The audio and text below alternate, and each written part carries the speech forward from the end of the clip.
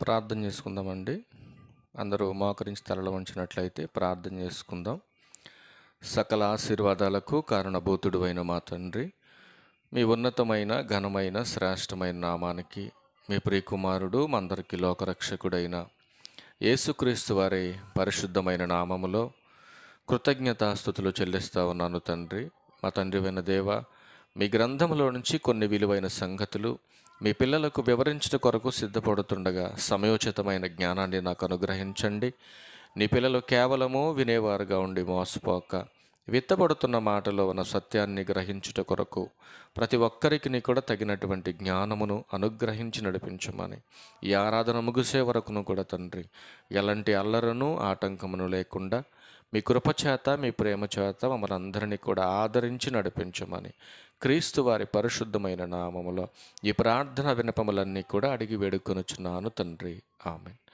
క్రీస్తునందు చేరవచ్చినటువంటి ప్రియులైన దేవుని పిల్లలందరికీ లోకరక్షకుడైన యేసుక్రీస్తు వారి అతి శ్రేష్టమైన నామములో నా ప్రత్యేకమైన వందనాలు తెలియజేస్తూ ఉన్నాను. అలాగే ఇంత మంచి సమయాన్ని మనందరికీ అనుగ్రహించి మంచి విలువైన సంగతులు నేర్చుకోవడానికి కృప చూపించినటువంటి తండ్రి అయినటువంటి దేవునికి, ప్రభు అయిన క్రీస్తు వారి పేరట నా కృతజ్ఞతాస్తుతులు చెల్లిస్తూ ఉన్నాను.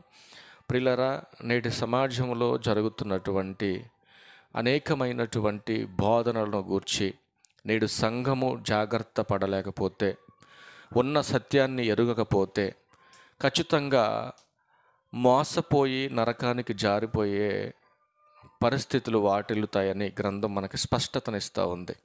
కనుక తండ్రి అయినటువంటి దేవుడు యేసుక్రీస్తు వారిని లోకానికి పంపించి ఎన్నో విలువైనటువంటి సంగతులు ఈ సమాజానికి నేర్పించారు. నేర్పించినటువంటి యేసుక్రీస్తు ప్రభువారు అపోస్తులకు నేర్పించి నశించిపోతున్నటువంటి సమాజాన్ని మేల్కొల్పడానికి తండ్రి అయినటువంటి దేవుని ఉద్దేశాలు ఈ సమాజానికి తెలియపరచడం కోసం ఆయన చేసినటువంటి గొప్ప మేలుగా మనం భావించాలి. ఎందుకంటే చాలామందికి మరణము తర్వాత మరొక జీవితం ఉందని తెలియనటువంటి దౌర్భాగ్య పరిస్థితిలో నేటి క్రైస్తవ్యం ఉంది. మరికొందరేమో ఎలా బ్రతికినా పర్లేదులే, ప్రార్థనకి వెళ్ళొస్తే సరిపోతుందిలే అని తమకు నచ్చినట్టుగా బ్రతికేవారు కూడా లేకపోలేదు ఈ సమాజంలో. మరికొంతమంది కేవలం బాప్తిసం పొందిస్తే రక్షణ వచ్చేస్తుంది, రక్షణలోకి వచ్చేసామంటే పరలోకం వెళ్ళిపోయినట్టే, ఆ తర్వాత మనం ఎలా మాట్లాడినా ఎలా బ్రతికినా మేము క్రైస్తవులమే, మేము భక్తులమే, మాకు పరలోకం మాకు కాకపోతే ఇంకెవరికి వస్తుంది అనే భావనలో మరికొంతమంది ఉన్నారు. మరికొంతమంది ఏది చెప్పినా అది బోధే. కనుక ఈరోజు నేను ఒక సంఘంలో ఒక సేవకుడిగా కనబడాలి, ఒకరికంటే ఒకరు హెచ్చుగా చూపించుకునేటటువంటి తపనతో ఈరోజు అనేకమైనటువంటి వ్యర్థవాదనలు జరుగుతున్నట్టుగా కూడా మనం చూస్తూ ఉన్నాం. కానీ చెబుతున్నటువంటి సేవకులైనా వింటున్నటువంటి విశ్వాసులైనా దేవుని పనిలో మోసం చేస్తే శిక్ష ఇంత కఠినంగా ఉంటుందా అనేటటువంటి కాన్సెప్ట్తో దేవుని పనిలో మోసం చేస్తే శిక్ష ఎంత కఠినంగా ఉంటుందా అనే ఈ కాన్సెప్ట్లో ఎంత కఠినంగా ఉంటుంది అనేది మనం బైబిల్లోకి వెళ్ళి చూడాలి. దేవుని పనిలో మోసం చేస్తే అది విశ్వాసులు కావచ్చు, సేవకులు కావచ్చు, ఎవరైనప్పటికీ దేవుని కుటుంబంలో ఎవరైనప్పటికీ కూడా దేవుని పనిలోనే ఉంటూ దేవుని సువార్తలు పనిచేస్తూ దేవుని సంఘములో ఉంటూ ఏమంటే మోసం చేస్తే ఇంత కఠినమైనటువంటి శిక్ష ఉందా అనేటటువంటి కాన్సెప్ట్లో మనం కొన్ని మాటలు చూసే ప్రయత్నం చేద్దాం. ఒకసారి తిమోతి గారికి రాసినటువంటి మొదటి పత్రిక 4వ అధ్యాయం ప్రారంభ వచనంలో ఒక మాట ఉంది ప్రియులారా. అయితే కడవరి దినములలో కొందరు అబద్ధికుల వేషధారణ వలన మోసపరుచు ఆత్మల యందును దయ్యముల బోధయందును లక్ష్యముంచి విశ్వాస భ్రష్టులగుదురని ఆత్మ తేటగా చెప్పుచున్నాడు అని పౌలు గారు పరిశుద్ధాత్మ ప్రేరణతో తిమోతి గారికి రాస్తున్నటువంటి మాటది. అంటే ఈరోజు బోధ ఎలా తయారైపోయిందంటే, దేవుడు ఉద్దేశించినటువంటి బోధ, అపోస్తులకు అప్పగించినటువంటి బోధ, సంఘము ఈ సమాజానికి చేయవలసినటువంటి బోధ జరగట్లేదు ప్రియులారా. మీరు ఆలోచించవలసినటువంటి అవసరం ఉంది. అందుకే ఏ బోధ జరుగుతుంది ఈ అంత్య దినాలలో, అసలు జరగవలసినటువంటి బోధ ఏంటి, జరిగించమని యేసుక్రీస్తు ప్రభువారు శిష్యులకు చెప్పినటువంటి బోధ ఏంటి, ఈరోజు సేవకులుగా చేస్తున్నటువంటి బోధ ఏంటి అని మనం ఆలోచించవలసినటువంటి అవసరం ఉంది. అందుకే పౌలు తిమోతి గారికి పత్రిక రాస్తూ అంటున్నాడు, అయితే కడవరి దినాలలో కొందరు అంటున్నాడు, అందరు కాదండి, మళ్ళీ అపార్థం చేసుకోవద్దు, అందరు దయ్యాల బోధ చేయట్లేదు.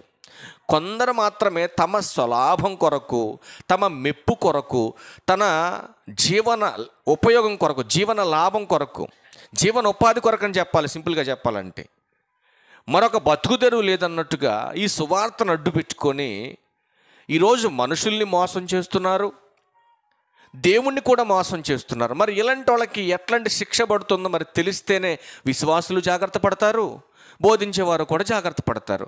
దానిని మనం ఏ రీతిగా మనం అర్థం చేసుకోవాలో, ఏ రీతిగా మనం ఎరగాలో కొన్ని మాటలు మనం చూసే ప్రయత్నం చేద్దాం. కొరింథీయులకు రాసిన 2వ పత్రిక, అపోస్తలుడైన పౌలు గారు కొరింథీయులకు రాసినటువంటి 2వ పత్రిక 11వ అధ్యాయంలో ఒకసారి చూద్దాం ప్రియులారా. వీళ్ళు ఎలా ఉంటారో కూడా మీరు కనిపెట్టలేని పరిస్థితిలో ఉంటారు వీళ్ళు. 11వ అధ్యాయం 13వ వచనంలో, ఎలయనగా అట్టివారు క్రీస్తు యొక్క అపోస్తుల వేషము ధరించుకుని వారై ఉండి దొంగ అపోస్తులను మోసగాండ్రగు పనివారై ఉన్నారు. ఎలా ఉంటారంటే వీళ్ళు మోసం చేస్తారు, మీకు మాయ మాటలు చెప్పి. ఈరోజు బోధింపకూడనటువంటి బోధన బోధించేసి అనేకులను ఏం చేస్తున్నారంటే మార్గం తప్పించేస్తున్నారు. ఈరోజు ఉన్నటువంటి సత్యము తెలియనటువంటి ఎందరో విశ్వాసులు ఈ అబద్ధాలు, మోసం చేస్తున్నటువంటి ఈ దయ్యముల బోధ ఏదైతే ఉందో దానిని అనుసరించేవారుగా కూడా ఈరోజు చాలామంది సంఘాలలో ఉన్నారు ప్రియులారా. అందుకనే పౌలు గారు చక్కటి విషయాలు తెలియజేస్తూ ఉన్నాడు. ఏమని? మీరు మోసపోవద్దు. దయ్యముల బోధ యందు మీరు లక్ష్యం ఉంచితే, దయ్యముల బోధ గనక మీరు అనుసరిస్తే మీరు నష్టపోతారు. మరి మేము ఎలా తెలుసుకోవాలంటే చెప్తున్నాడు ఇక్కడ పౌలు గారు కొరింథీ సంఘానికి, వాళ్ళు అపోస్తుల వేషాన్ని ధరించుకొని ఉంటారు, వాళ్ళు సేవకులుగానే కనపడతారు, వాళ్ళు క్రీస్తుని గూర్చిన మాటలు చెప్తారు, వాళ్ళు క్రైస్తవులుగానే మంచి పరిశుద్ధులుగా మీకు కనపడతారు. కానీ వాళ్ళ క్యారెక్టర్ ఏంటంటే వాళ్ళు దొంగ అపోస్తులు అని బైబిల్ చెప్తా ఉంది. వాళ్ళు దొంగ అపోస్తులనే కాదు, మిమ్మల్ని మోసం చేయటానికి ఒక వేషధారణతో కూడినటువంటి భక్తనే అపోస్తుల వేషాన్ని ధరించుకొని వచ్చారు. కనుక బోధలో ఉన్నటువంటి భావాన్ని సంఘం అర్థం చేసుకోలేకపోతే సంఘం మార్గం తప్పిపోతుంది, నాశనానికి వెళ్ళిపోతుందని అపోస్తుడైన పౌలు గారు సంఘాలకు పటిష్టమైనటువంటి బోధ చేసినట్టుగా మనకు కనపడతా ఉంది. ఇప్పుడు మరొక మాట చూద్దాం. దేవునికి విరుద్ధమైనటువంటి జ్ఞానం బోధించిన, దేవునికి విరుద్ధమైనటువంటిది ఏది నువ్వు ఏర్పాటు చేసినా అది నిలబడదు అని బైబిల్ చెప్తా ఉంది. ఈరోజు దేవునికి విరుద్ధమైన బోధ చేస్తున్నావా, నీ బోధ నిలబడదు, నువ్వు కూడా నిలబడమంటున్నాడు దేవుడు. చూద్దాం ఒకసారి ఆ మాట కూడా. సామెతల గ్రంథం 21వ అధ్యాయము 30వ వచనం చూడండి ప్రియులారా. సామెతల గ్రంథం 21వ అధ్యాయం 30వ వచనం చదువుకుందాం. యెహోవాకు విరోధమైన జ్ఞానమైనను వివేచనైనను ఆలోచనైనను నిలబడుతుందన్నాడా, నిలవద్దన్నాడా? నిలవదు. దేవునికి విరుద్ధంగా నువ్వు బోధ చేస్తే ఈరోజు నీ బ్రతుకు తెరువు సక్రమంగా సాగుద్దేమో. ఇక్కడ ఈరోజు నీ మోసపూరితమైనటువంటి బోధ వలన, నువ్వు చెబుతున్నటువంటి మాయ మాటల వలన నీకు ఫాలోవర్స్ ఎక్కువ ఉండొచ్చు, ఈ భూమి మీద నిన్ను పొగడొచ్చు, నిన్ను సన్మానించవచ్చు, నిన్ను గౌరవించవచ్చు సమాజంలో ఒక మంచి సేవకుడుగా. కానీ నువ్వు చేస్తున్న బోధ, నువ్వు ఆలోచిస్తున్నటువంటి ఆలోచన అది దేవునికి విరోధమైనదైతే అది కొంతకాలమే ఉంటుంది, ఎంతకాలమో నిలబడదు. అది మనం ఆలోచించవలసినటువంటి అవసరం ఉంది. అందుకే మరొక మాట చూద్దాం. సామెతల గ్రంథము 9వ అధ్యాయం 6వ వచనంలో, ఇక జ్ఞానము లేని వారై ఉండక బ్రతకండి. ఏం చెప్తున్నాడండి? సంగమా, మీరు జ్ఞానం లేకుండా ఉండొద్దు. ఎవరు ఏది బోధించినా వాక్యానుసారంగా ఉందా లేదా? ఒకవేళ వాక్యానుసారంగానే ఉంటే ఇది ఏనాటి బోధ? ధర్మశాస్త్రములో ఉన్నటువంటి బోధ, ప్రవక్తలకు చెప్పినటువంటి బోధ, లేదా సంఘానికి ప్రభు చెప్పినటువంటి బోధ, ఆ సంఘంలో అపోస్తులు బోధించినటువంటి బోధ, అసలు ఇది ఏనాటి బోధ? సంఘాన్ని కట్టడానికి ముందు చేసినటువంటి బోధ, సంఘం కట్టబడిన తర్వాత చేస్తున్నటువంటి బోధ, అసలు ఇది ఏనాటి బోధ అని మనం బైబిల్లో చక్కగా చెప్పినటువంటి బోధను రాసుకొని పక్కన పెట్టుకొని ఏమంటే మనం బైబిల్లో పరిశోధనతో తెలుసుకోవాలి. అంతేగాని ఎక్కడి నుంచో ఒక పాస్టర్ గారు వచ్చాడండి, అబ్బా ఏం చెప్పాడండి అని అంటే ఏం చెప్పాడో చూడాలి కదా, బైబిల్లో చూడాలా వద్దా? ఏమండి ఒక సంఘాన్ని గురించి బైబిల్లో రాయించాడు అపోస్తలుల కార్యం 17:11. వీరు తెస్సలోనికలో ఉన్నవారి కంటే కూడా గనులై ఉన్నారు. ఎందుకు గనులై ఉన్నారు? అక్కడికి వెళ్ళింది ఎవరో? పౌలు గారు, శీల గారు వెళ్ళారు, సువార్త చేస్తున్నారు.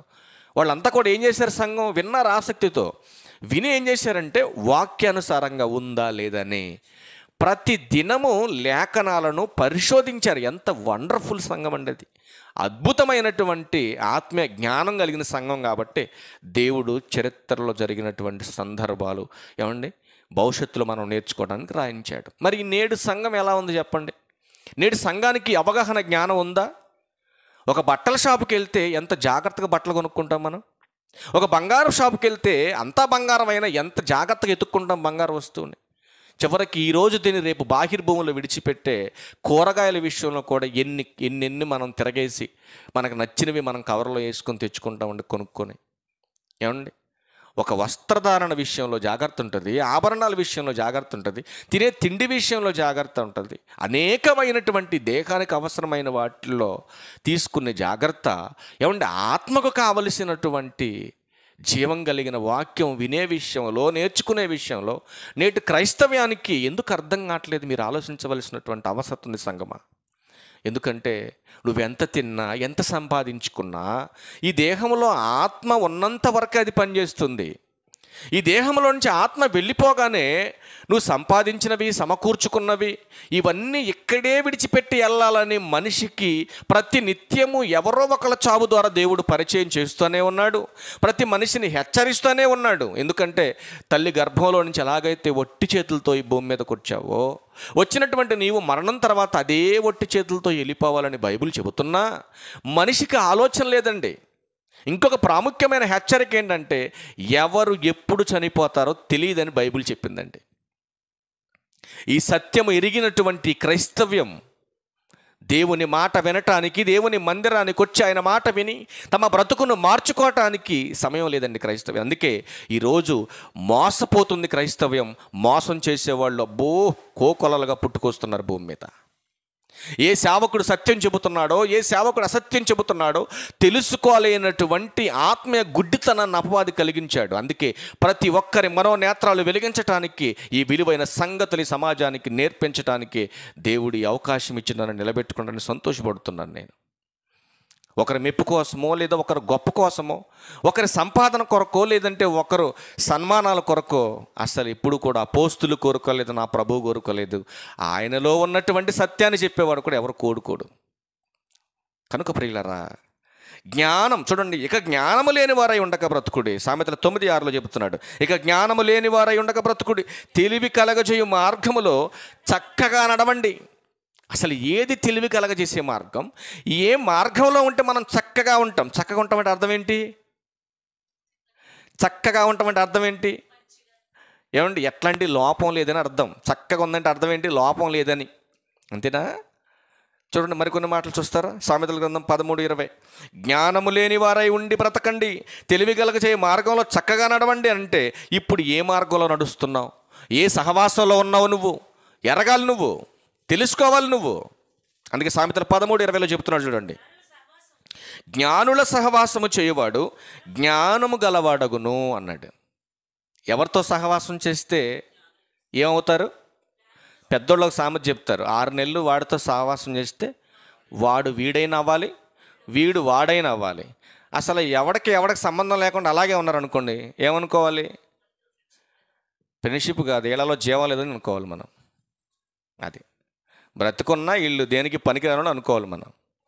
ఇప్పుడు లోకంలో ఉన్నటువంటి మనం సంఘంలోకి వచ్చాం. ఎంతకాలం అయింది వచ్చి? 6 నెలలు ఏంటండి, 6 మాసాలు కాదండి, 6 సంవత్సరాలు దాటిపోయింది ఒక్కొక్కరికి. ఇప్పుడు 6 సంవత్సరాలు జ్ఞానం కలిగిన మార్గంలో చక్కగా ఉన్నటువంటి మార్గంలో 6 సంవత్సరాలు ప్రభుతో సహవాసం చేశాం. మరి ప్రభువులు అంటే వాళ్ళు అవ్వలేదు ఏంటండి సంఘాలకు వచ్చేవాళ్ళు? సిగ్గుందంటారు కొద్దిగానే మీరు చెప్పండి. ఏమండి ఏంటండి ఇంత పచ్చిగా మాట్లాడుతానని నేను చెప్పట్లేదండి, బైబుల్లో ఉన్న మాట చెప్తున్నా మీకు. కొరింథీ సంఘాన్ని పరిశుద్ధాత్మ ప్రేరణతో పౌలు గారు అంటున్నాడు, మీకు సిగ్గు కలుగుటకి ఈ మాటలు చెప్తున్నా అంటున్నాడు ఆయన. అంటే ఎంత కోపం వస్తే సంఘాన్ని ఆ మాట అంటారు చెప్పండి? ఎప్పుడైనా ఒక తల్లి అయినా తండ్రి అయినా కొన్ని సందర్భాల్లో పిల్లలు చేస్తున్న ప్రవర్తన బట్టి ఎరా ఎంత చెప్పినా నీకు సిగ్గు లేదా అంటారా లేదు? ఎందుకు? వాడు ఏదో వస్త్రాలన్నీ విడిచేసి తిరుగుతున్నాడని కాదు దాని భావన. అంటే ఎంత చెప్పినా నీకు అర్థం కాదా అనేటటువంటి ఆ భాషా తీరుని, నీకు సిగ్గులేదేంట్రా ఎంత చెప్పినా అనే పదాన్ని వాడాడు అక్కడ, అంతే. అందుకే ఇక్కడ ఏమంటున్నాడు? జ్ఞానుల సహవాసము చేయువాడు జ్ఞానము గలవాడవుతాడు, మూర్ఖుల సహవాసము చేయువాడు చెడిపోవును. బైబుల్ చాలా క్షుణ్ణంగా క్లారిటీ చెప్పిందండి. మీ పిల్లలైనా ఎవరితో స్నేహం చేస్తున్నారు, మీ కుమారుడైనా కుమార్తె అయినా ఎవరితో సహవాసం చేస్తున్నారు జాగ్రత్తగా చూసుకోవాలి. వాళ్ళ ఫ్రెండ్స్ని బట్టి మనం క్యాలిక్యులేషన్ చేసుకోవచ్చు. వీడు ఏ మార్గంలో వెళ్తున్నాడో, ఏ స్థితిలో ఉంటున్నాడో, ఎలా ఉంటున్నాడో మనం క్యాలిక్యులేషన్ చేసుకోవచ్చు. ఇప్పుడు ప్రభు సంఘంలోకి, ప్రభు మార్గంలోకి వచ్చినటువంటి వారు, ఈ చక్కటి మార్గంలో ఉన్నటువంటి వారు, ఇక మీదట మీరు బ్రతికినంత కాలం కూడా తెలివి లేని వారుగా ఉండొద్దు, తెలివి కలిగిన వారు ఉండమని చెప్పాడు. అవునా? మరి జ్ఞానులు సహవాసం చేస్తున్నటువంటి మనం మరి జ్ఞానం కలిగిన వారుగా ఉండాలిగా. నిజంగా జ్ఞానం కలిగిన వాడైతే దేవుని పనిలో మోసం చేస్తాడా? జాగ్రత్తగా మన కంటెంట్ ఏంటో జాగ్రత్తగా మీరు ఫాలో అవ్వాలి. మన కాన్సెప్ట్ ఏంటో జాగ్రత్తగా ఎరగాలి. మనం దేవుని పనిలో మోసం చేస్తే ఎంత శిక్ష ఉందో మనం చూస్తున్నాం. అవునా? అది విశ్వాసులైనా బోధించే సేవకులైనా. మరొక మాట చూస్తారా? మరొక మాట, కొరింథీయులకు రాసిన మొదటి పత్రిక 15వ అధ్యాయం. జ్ఞానుల సహవాసం చేస్తే జ్ఞానం గలవాడు వస్తాడు, మూర్ఖుల సహవాసం చేస్తే చెడిపోతాడు. చూద్దాం, కొరింథీయులకు రాసిన మొదటి పత్రిక 15వ అధ్యాయము 33 చదువుకుందాం ప్రియులరా. 33, మోసపోకుడి, దుష్ట సాంగత్యం మంచి నడవడిని చెరిపేస్తుంది. ఒకవేళ నువ్వు మోసపోయావు అనుకో, ఏమైపోతుంది? నీ జీవితం పాడైపోతుంది అంటున్నాడు. ఏ రీతిగా మనం మోసపోతాం? ఏమండి, ఏ రీతిగా మనం మోసపోతాం? వాడు చెబుతున్నది మనం ఎరగకపోతే మోసపోతాం, అంతేనా? ఒక షాపోడు ఏదైనా ఒక వస్తువు అమ్మేటప్పుడు కానీ ఏమండి ఎన్ని మాటలు చెప్తాడు? చివరికి బ్యాంకోడు లోన్ ఇచ్చేటప్పుడు కూడా ఎన్ని మాటలు చెప్తాడు?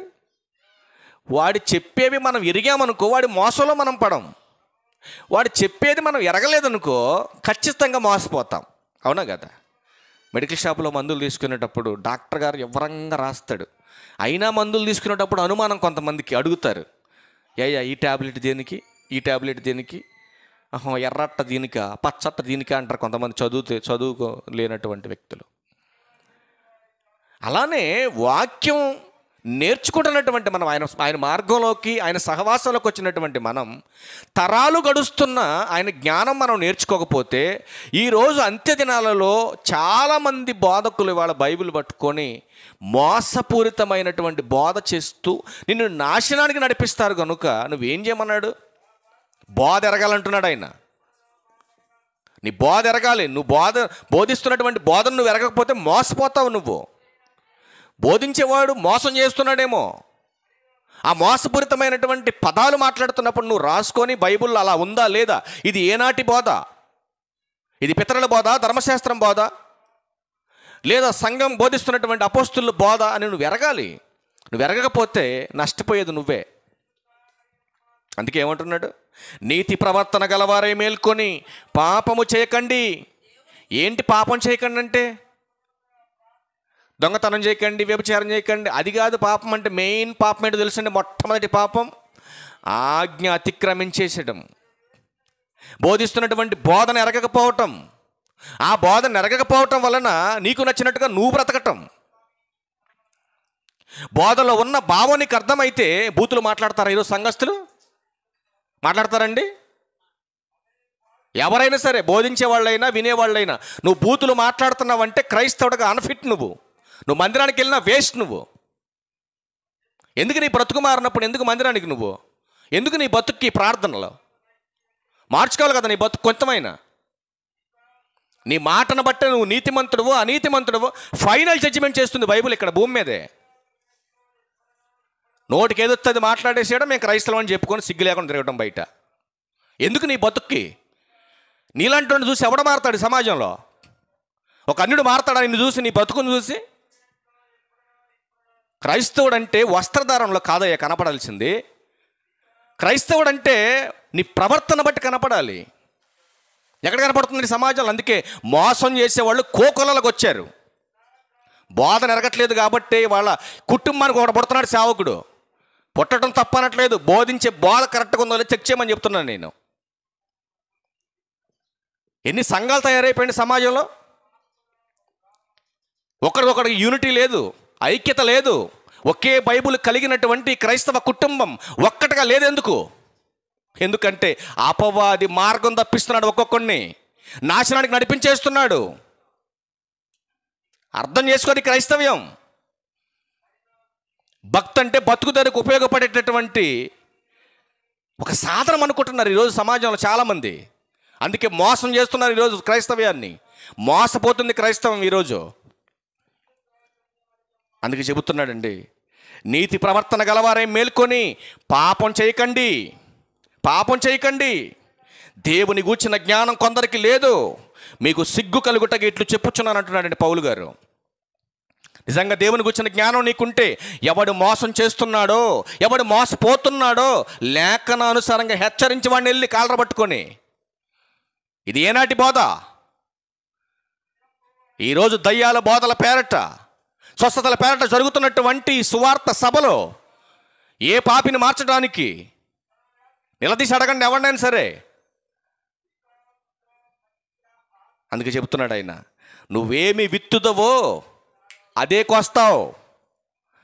ఏమన్నా ఇంకొక నెల రోజులు ఆగితే ఏం కోస్తారు? ఆల్రెడీ కొంతమంది కోస్తున్నారులేండి. ఇప్పుడు 2 నెలల క్రితం ఏమి నాటారు రైతులంతా? వరి గింజ నాటాడు, ఒడ్ల గింజ నాటాడు, వరి మొక్క నాటాడు. నాటబడినటువంటి ఈ మొక్క సేద్యపరిచే సమయానికి వరి మొక్క వరి గింజ ఇస్తుందా లేదంటే గోధుమలు ఏమైనా ఇస్తుందా? బుర్రన్నోడికి ప్రతి ఒక్కడికి అర్థమవుతుంది. బోధించేవాడైనా వినేవాడైనా జాగ్రత్తగా వినాలి ఈ మాటలో. ఏంటా మాట అంటే, మోసపోకుడి, నరుడు ఏమి విత్తునో ఆ పంటనే కదా కోస్తాడు. దేవుడు ఏమైనా ఎక్కిరించబడతాడు ఈ విషయంలో? ఎక్కిరించబడ్డాడు. చూడండి గలతీలకు రాసిన పత్రిక అపోస్తలుడైన పౌలు గారు 6వ అధ్యాయము 7వ వచనం చూడండి ప్రియులరా. అన్ని వాస్తవమైన విషయాలు మీకు చెప్తున్నాను, చూడండి జాగ్రత్తగా. గలతీలకు రాసిన పత్రిక 6వ అధ్యాయం 7వ వచనం, మోసపోకుడి, దేవుడు వెక్కిరింపబడడు, మనుష్యుడు ఏమి విత్తునో ఆ పంటనే కదా కోస్తాడు. ఎంత క్లారిటీగా ఉందండి మాట. ఈరోజు నేను ఏమంటే దేవుని పేరటే మిమ్మల్ని మోసం చేసి నేను బతుకుతున్నాను అనుకోండి, ఆ బ్రతుకు వలన ఏమన్నా లాభం ఉంటుందండి? ఉంటుందా? ఈరోజు నేను చెబుతున్నటువంటి మోసపు మాటలు మీరిని మీ బ్రతుకును మార్చుకోకుండా అలాగే బ్రతికి చస్తే మీకు పరలోకం వస్తుందా? మీరు ఆలోచించండి. అందుకే ప్రభువారు అన్నాడు, మీరేమి వినుచున్నారో జాగ్రత్తగా చూసుకోండి. మా అయ్యగారు 20 ఏళ్ళ నుంచి చెబుతున్నాడంటే 100 ఏళ్ళ నుంచి చెప్పొచ్చు. ఆ చెప్పేది కరెక్టా కాదు చెక్ చేసుకోవాలి నువ్వే. మా ఫ్యామిలీ డాక్టర్ అండి మంచి మందులు ఇస్తాడంటే అప్పటి నుంచి ఇప్పటికి ఒకే మెడిసిన్ ఉందా? ఉందండి. అప్పటి నుంచి ఇప్పటికి ఒకే రకాలు ఉన్నాయా? లేవు. అసలు వాడికి వైద్యం తెలుసా తెలియదా? తెలిసి చేస్తున్నాడా తెలియకుండా చేస్తున్నాడా? అందుకే వైద్యం తెలియని డాక్టర్, వాక్యం తెలియని సేవకుడు ఇద్దరు ఒక్కటే. వాడికి వైద్యం తెలియకపోతే పేషెంట్ చచ్చి ఎక్కడ పోతాడు? శ్మశానానికి పోతాడు. మరి వాక్యం చెప్పేవాడికి వాక్యం తెలియకపోతే విశ్వాసి చచ్చి నరకానికి పోతాడు. ఈ యొక్క డిఫరెన్స్ తెలియదు చాలామందికి. ఏదో ఆచారబద్ధంగా ఆదివారం ఓపెన్ చేశారు, మందిరం తలుపులు తీశారు, వెళ్ళడం కూర్చోవటం, ఏదో నోటికొచ్చిన పాటలు పాడటం, 4 మొక్కలు నేర్చుకోవటం కాదండి, వినేయటం, వచ్చేయటం, నచ్చినట్టు బ్రతికేయటం సమాజంలో. అందుకే మోసపోతున్నారు అంటున్నాను నేను. మోసపోవద్దు మీరు. మరణం ఉంది, ప్రతి ఒక్కరికి మరణం ఉంది. ఎప్పుడు చస్తారో మీకు తెలియదు. కనుక బ్రతికున్నప్పుడే దేవుని చిత్తాన్ని ఎరగాలి, ఆయన వాక్యానుసారమైన జ్ఞానం ప్రకారం బ్రతకాలి. మోసం చేసేవాడిని నిలదీసి మీరు అడగాలి. అందుకే మరొక మాట చెబుతున్నాడు, మోసం చేసేవాడు ఎక్కువ కాలం నిలబడడు అని దేవుడు చెప్తున్నాడు. ప్రియులారా, మీరు గమనించాలి. మోసం చేస్తున్నవాడు నిలబడడు, వాడి మోసాన్ని విని మోసపోతున్న వారు కూడా నిలబడరు ఎంతకాలమో. ఒకసారి చూద్దాం ఆ మాట కూడా. కీర్తనల గ్రంథం 101వ కీర్తన, చాలా జాగ్రత్తగా చూడాలి ఈ మాటలన్నీ మీరు. కీర్తనల గ్రంథం 101వ కీర్తన 7వ వచనం. మోసము చేయవాడు నా ఇంట నివసింపరాదు, అబద్ధములాడువాడు నా కన్నుల ఎదుట నిలబడు. అంటే అబద్ధాలు చెబుతున్నావా సంఘానికి?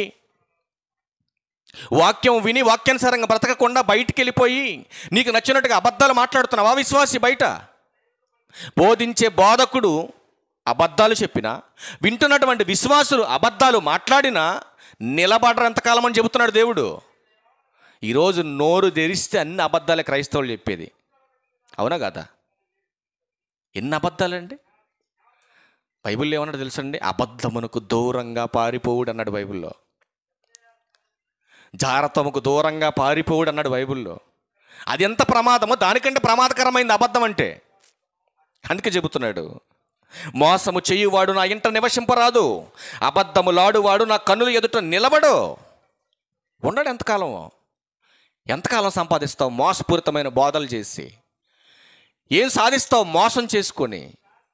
అందుకే అంటున్నాడు, ఇట్లా హెచ్చరిస్తే కొంతమందికి నొప్పి కలిగి ఏం చేస్తారంటే, అబ్బో ఎంతో ఉంటే మన బతుకు సాగదు, ఎంతో ఉంటే మనం ఎక్కువ కాలం పని చేయలేము, ఎంతో ఉంటే మనం అనుకున్నది సాగదు అనుకొని తమకు తామే విరోధంగా ఆలోచన చేసుకొని ప్రభువు దగ్గర నుంచి వెళ్ళిపోదామని కొంతమంది ప్లాన్ చేసుకున్నారంటే.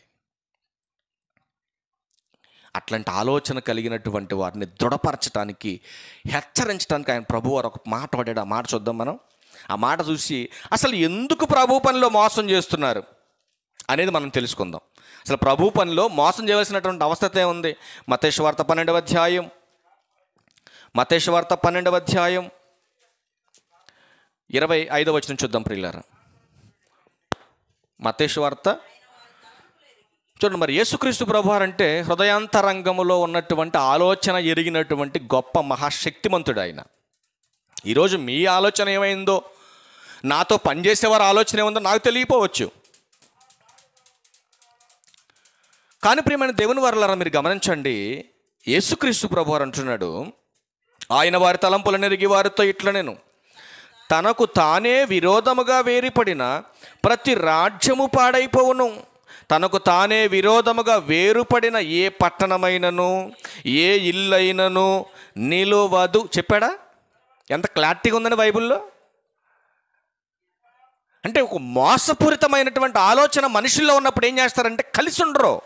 అది కుటుంబమైన కావచ్చు, సంఘమైన కావచ్చు, సమాజమైన కావచ్చు. మోసపూరితమైనటువంటి ఆలోచన తీరి ఉన్నవాడు కలిసి ఉండడు. మీరు గమనించండి. ఈరోజు ఎప్పుడు కలిసి ఉండేవాడు దూరంగా ఉంటుందంటే అర్థం ఏంటి? ఏదో తేడా, వైరస్ సోకింది అడికి నీ పట్ల, సంఘం పట్లనో లేకపోతే కుటుంబం పట్లనో లేకపోతే వ్యక్తుల బోధకుల పట్లనో ఇట్లాంటి వేరియేషన్ వస్తుందంటే అర్థం ఏంటంటే వాడికి వైరస్ సోకింది. అందుకే ప్రభు ఎరిగాడు, ఒరే నాన్న అలా మంచిది కాదు, అలా ఉండటం మీకు మంచిది కాదు, వేరుగా ఉండి ఏం సాధిస్తారా మీరంతా కలిసి ఉండాలి, మీరంతా కలిసి పని చేయాలి. ఈరోజు వేరుండాలన్న ఆలోచన కలిగిన వాడిలో ఏ జ్ఞానం లేదో చెప్పమంటారా? ఎఫెసీయులకు రాసిన పత్రిక తీయండి ఒకసారి. వేరుండాలని ఆలోచించేవాడు, మోసపూరితమైనటువంటి ఆలోచనలు కలిగిన వాడు, దేవుని జ్ఞానం లేకవాడు చేస్తున్నటువంటి తప్పేంటో మీరు చూడగలిగితే ప్రియులరా, చూడండి, ఒక అద్భుతమైన మాట చూపిస్తాను మీకు.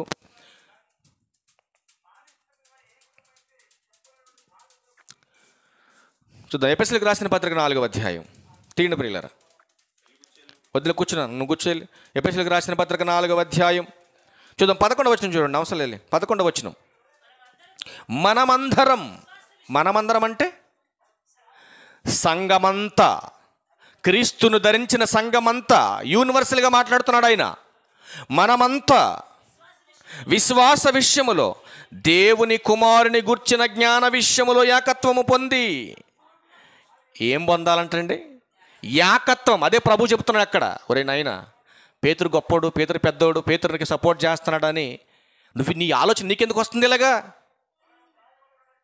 మాట్లాడితే యాకోబుని దగ్గర తీసుకుంటాడు, పేతురుని దగ్గర తీసుకుంటాడు, వీళ్ళ ముగ్గురిని ఎంటేసుకొని తిరుగుతాడు. నన్ను పట్టించుకోడు అని నువ్వెందుకు ఆలోచిస్తున్నావు? ఏ పని ఏ వస్తువుతో చేయాలో ఆ సమయంలో ఆ పని వాడతాం మనం. వర్షం వస్తుంది అనుకుని ఏం వాడతారు? గొడుగు వాడతారు. వర్షం రానప్పుడు గొడుగు పట్టుకుంటావా? గొడుగు కూడా భారం అయింది మనకు అప్పుడప్పుడు. తన అవసరం ఉన్నప్పుడే ఆ వస్తువును వాడతారు. ఇప్పుడు దేవుడు యేసుక్రీస్తు ప్రభువారు కూడా అదే చెప్పాడు. ఏ సమయంలో ఎవరితో అవసరం ఉందో వాళ్ళని ఎక్కువ దగ్గర తీశాడు. ఇస్కరియోతు యోధాకి మైండ్ అంతా డబ్బు మీద కూర్చుంది పోయి.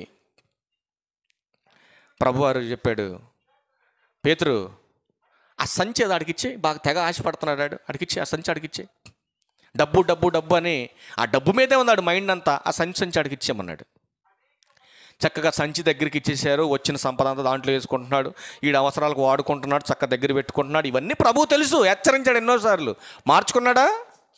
ఎవరిని మోసం చేశాడు తెలుసండి? సాక్షాత్తు లోకరక్షకుడైన క్రీస్తుని మోసం చేశాడు. మోసం చేసిన వాడికి శిక్ష ఎంత కఠినంగా పడిందో మీరు చూడాలి. ఇప్పుడు చూపిస్తున్నా మీకు. దేవుని పనిలో మోసం చేస్తే శిక్ష ఎంత కఠినంగా ఉంటుందంటే మీరు చూడాలి. ఇప్పుడు ఎంత కఠినంగా ఉంటుందో కొన్ని సందర్భాలు చూపిస్తాను. అసలు వీళ్ళందరూ దేనికోసం అయ్యా మోసం చేస్తున్నారు అని అంటే అది చూసుకొని మనం ముందుకెళ్దాం. ఈ సమాజంలో మోసం చేస్తున్న వాళ్ళందరూ కూడా ఎందుకు మోసం చేస్తున్నారో సంగమం మీకు తెలియాలి. ఈ మాట చూసుకొని మనం ముందుకెళ్దాం. వాళ్ళందరూ కూడా ఎందుకు చచ్చిపోయారో మీకు తెలియాలి. తిమోతి గారికి రాసిన మొదటి పత్రిక 6వ అధ్యాయం 9 నుంచి చూద్దాం. ప్రియులారా 9 నుంచి చూద్దాం. ధనవంతులగుటకు అపేక్షించువారు, జాగ్రత్తగా పాయింట్అవుట్ చేసుకుని అండర్లైన్ చేసుకోండి. ధనవంతులగుటకు అపేక్షించువారు శోధనలోను, ఉరిలోను, అవివేకయుక్తులను, హానికరములనైన అనేక దురాశల్లోను పడుదురు. అట్టివి మనుషులను నష్టములోను నాశనములోను ముంచివేయును. ఎందుకనగా ధనాపేక్ష సమస్తమైన కీడులకు మూలము. కొందరు దానిని ఆశించి విశ్వాసము నుండి జాగ్రత్తగా వినాలి. కొందరు దానిని ఆశించి విశ్వాసము నుండి తొలగిపోయి నానా బాధలతో తమ్మును తామే పొడుచుకొనిరి అనే మాట్లాడాడు. ఏం జరిగిందంటారు ఇక్కడ? ఏమండి ఏం జరుగుతుంది ఇక్కడ? డబ్బును ఆశించి ధనం మీద వ్యామోహంతో భక్తి అనే వేషాన్ని ధరించుకొని మోసం చేస్తూ సమాజాన్ని ఈరోజు వాళ్ళ ఇష్టానుసారంగా బోధన మార్చేసుకొని ఈ సమాజాన్ని మోసం చేస్తూ ధనమే దైవంగా భావించేసి దైవ సేవకులుగా ఈ సమాజంలో చలామణి అవుతూ విశ్వాసము నుండి తొలగిపోయి అని మాట్లాడుతున్నారు. జాగ్రత్తగా వినాలి మీరు. విశ్వాసము నుండి తొలగిపోయి డబ్బు ఆశ ఉన్న వాడికి విశ్వాసంలో విశ్వాసుల్ని బలపరిచే ఆలోచన ఉండదు. అసలు ఇంతసేపు ఇట్లాంటి విలువైన విషయాలు చెప్పడాడు. మరి ఏం చెప్తాడు?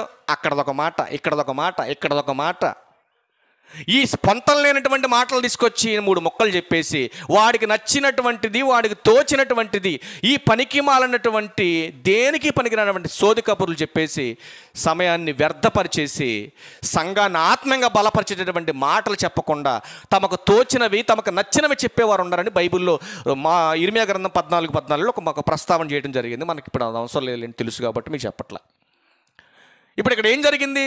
ఎందుకు మోసం చేస్తున్నారంటే ధనమే వాళ్ళకి ఏమైపోయింది, ఈరోజు దైవం అయిపోయింది. కనుక విశ్వాసం నుండి ధనం కోసం దేవుని పనిని అడ్డు పెట్టుకొని మోసం చేస్తున్నారు సంఘాలని. ఇప్పుడు చూద్దాం ప్రియులారా. ఇప్పుడు ఈ మోసం చేసే వాళ్ళందరికీ ఎలాంటి శిక్షలు పడతాయో ఇప్పుడు మీకు తెలియాలి. దేవుని పేరటే మోసం చేస్తున్న వారు ఎందుకు మోసం చేస్తున్నారో మీకు చూపించాను ఇప్పటి వరకు. మోసం చేస్తున్న వాడికి శిక్ష ఎంత కఠినంగా పడుతుంది ఇప్పుడు మీరు చూడాలి. ఫైనల్గా చూద్దాం ఒకసారి. రాజుల 2వ గ్రంథం చూడండి. ఇక్కడ ఒక పర్సన్ కనపడతాడు మనకి. దేవుని పనిలో దేవుని సేవకుడు పక్కనే ఉంటాడండి. మనిషి పక్కనే ఉండి రాజుల 2వ గ్రంథం 5వ అధ్యాయం తల్లి 26వ వచనం దగ్గరికి వెళ్ళిన డైరెక్ట్గా మనకు సందర్భం తెలుసు కాబట్టి. అంతటా ఎలీషా వానితో ఆ మనుషుడు, అంటే ఇప్పుడు ఆ మనుషుడు అన్నాడు కదా, అంతటా ఎలీషా వానితో అన్నాడు. వానితో అంటే ఎవరితో? గెహజీతో. ఇది గమనించాలి మీరు. ఎలీషా ఏమో దేవుని యొక్క సేవకుడు, గెహజీ ఏమో పక్కన సపోర్టర్ అనమాట. ఆయనకి సహకారిగా పనిచేస్తున్నటువంటి వ్యక్తి. ఆ సహకారిగా పనిచేస్తున్నటువంటి వ్యక్తి ఏం చేశాడో దానిని బట్టి ఇక్కడ ఏం చేస్తున్నాడు? ఈయన హెచ్చరిస్తున్నాడు. చూద్దాం ఒకసారి. ఎలీషా గారు హెచ్చరిస్తున్నాడు. చూద్దాం. ఆ మనుషుడు తన రథము దిగి నిన్ను ఎదుర్కొనుటకు తిరిగి వచ్చినప్పుడు నా మనసు నీతో కూడా రాలేదా? ద్రవ్యమును, వస్త్రమును, ఒలీవ చెట్ల తోటలను, ద్రాక్ష తోటలను, గొర్రెలను, ఎడ్లను, దాసదాసీలను సంపాదించుకొనుటకు ఇది సమయమా గెహజీ? ఏమడిగాడండి? ఎంత బాగుందండి మాట. ఇది సమయమా మనం సంపాదించుకోవడానికి? ఈ సమాజం నాశనంలోకి వెళ్ళిపోతుంది. నాశనంలోకి వెళ్ళిపోతున్న వాడిని ఏం చేయాలండి? వాక్యము ద్వారా హెచ్చరించి వాడిని బాగు చేయవలసినటువంటి నీవు, దేవునికి రావలసినటువంటి మహిమ నువ్వేం చేసావో తెలుసా? నీ సొంత ఆలోచన చేత ఏం చెప్పాడు చూడండి. తెలిసిన నాడికెళ్ళి గెహజీ ఏం చెప్పాడు చూడండి. 27 వచ్చిన దగ్గరికి వెళ్దాం. కాబట్టి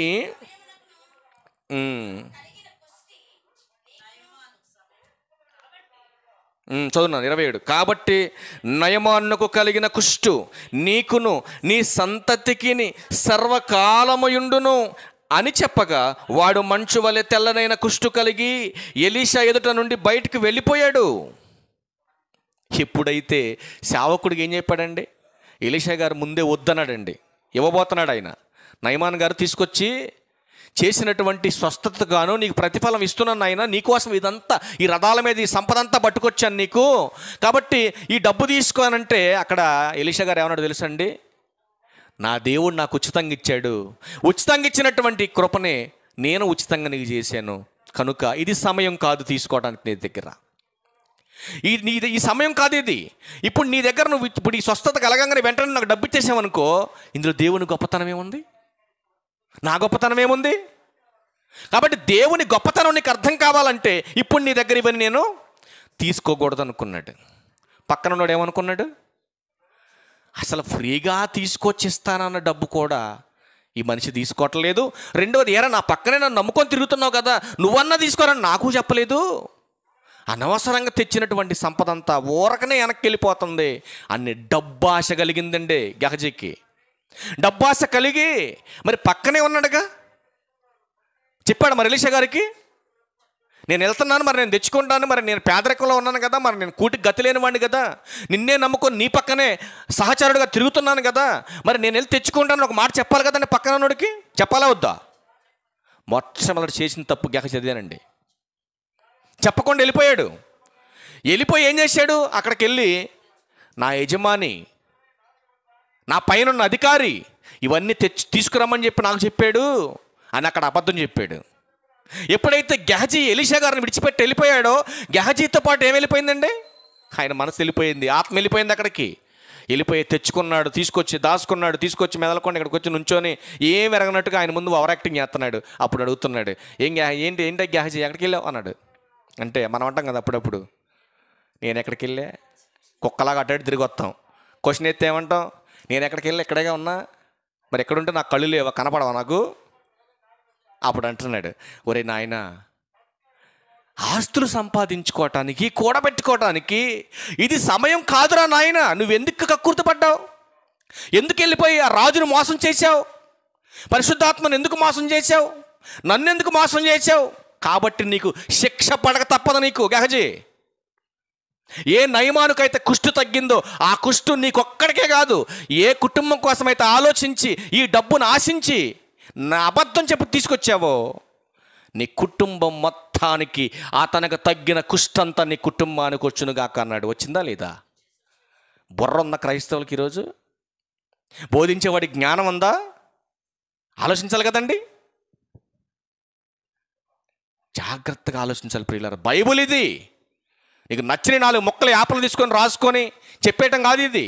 ఉన్న వాస్తవాన్ని ఎరగాలి మనం. ఏం జరుగుద్దో మోసం చేస్తే. ఏంటి భిక్షాటను అనుకున్నావేంటి? భిక్షగాడైనా ధైర్యంగా నీ ముందుకు వచ్చి అడుగుతాడు, అయ్యా ఒక 10 రూపాయలు ఉంటే టీ తాగుతా, లేకపోతే అన్నం తింటా అంటాడు. మరి ఈరోజండి డైరెక్ట్ నిలువు దోపిడీ ఇది. బైబుల్ అడ్డు పెట్టుకొని, బోధన అడ్డు పెట్టుకొని, క్రీస్తు పేరట ఒక భయంకరమైనటువంటి వ్యాపారం జరుగుతుంది సమాజంలో. మరి పాపుల్ని మార్చేది ఎవడో? పరలోకం చేరేది ఎవరో? ఎవరికి నచ్చినట్టు ఆడు బోధించేసుకోవటం, ఎవరికి నచ్చినట్టు వాళ్ళు సంఘాలు కట్టేసుకోవటం, ఇది నా సంఘం అని చెప్పేసుకోవటం. సంఘం కోసం నువ్వు ప్రాణం పెట్టావా? నీ బాబు పెట్టాడు ప్రాణం. ఎవడ పెట్టాడు ప్రాణం? ఏమండి, నీ ప్రాపర్టీ మారేమండలో ఉంది, విసనపేటలో ఉంది, పక్కన తిరువూరులో ఉంది, పుట్రేళ్ళలో ఉంది అనుకుందాం ప్రాపర్టీలు. నువ్వు సంపాదించిందే కదా. నీ ప్రాపర్టీకి ఎవరి పేరు పెడతావు? ఊళ్ళో ప్రెసిడెంట్ గారి పేరు పెడతావా? వార్డ్ నెంబర్ పేర్లు పెడతావా? ఎవరి పేర్లు పెడతారు? ప్రాపర్టీ నీ ప్రాపర్టీ అయినప్పుడు ఎవరి పేరు పెడతావు? నా ప్రాపర్టీ అయినప్పుడు నా పేరు ఉంటేనే అది నా ప్రాపర్టీ అవుద్ది. నీకు నచ్చిన పరికిమాలను అడ్డమైనటువంటి పేర్లను తీసుకొచ్చి పెట్టేసుకొని ఇది క్రీస్తు సంఘం అంటే చెల్లుద్దా? ఇప్పుడు ఊర్లో ప్రెసిడెంట్ గారు భూమిని పట్టుకొని ఇది నా భూమి అండి అంటావా? చెప్పు తీసి కొడతాడు ఆయన. ఒరి నాయన డాక్యుమెంట్లో చూడరా ఎవరి పేరు ఉందో దీంట్లో అడుగుతాడు ఆయన. ఈ కనీసం ఇంగిత జ్ఞానం లేకుండా సంఘాలు అడ్డమైనటువంటి పేర్లు పెట్టేసుకోవటం, నోటికొచ్చింది బోధించేసుకోవటం, ఎవడి ప్రవర్తన మారింది మీరు చెప్పండి? అందుకే మోసం చేస్తున్నారు, జాగ్రత్త అంటున్నాడు దేవుడు. నిలబడరు మీరు ఎంతకాలమో. మరొక మాట చూడండి, ఇస్కరియోతు యోధ ప్రభు పక్కనే ఉన్నాడండి. ప్రభు పక్కనే ఉన్నాడు సంచి పట్టుకొని. ఏం జరిగింది చూడండి, అపోస్తుల కార్యం. మీకు 2 మాటలు చూసుకుని వచ్చేద్దాం. అపోస్తుల కార్యములు 1వ అధ్యాయం 16వ వచనం చూద్దాం ప్రియులారా. అపోస్తుల కార్యములు 1వ అధ్యాయం 16వ వచనం. సహోదరులారా, యేసును పట్టుకొనిన వారికి ఎవరండి దారి చూపించింది? యేసుక్రీస్తుని పట్టుకోవటానికి. ఏమండి, యేసుక్రీస్తుని పట్టుకోవడానికి దారి చూపించింది ఎవరు? ఇస్కరియోతు యోధ. కంటిన్యూషన్ చేయమన్నమాట. పరిశుద్ధాత్మ దావీదు ద్వారా పూర్వము పలికిన లేఖనము నెరవేర్చవలసి ఉండెను. అంటే ఇస్కరియోతు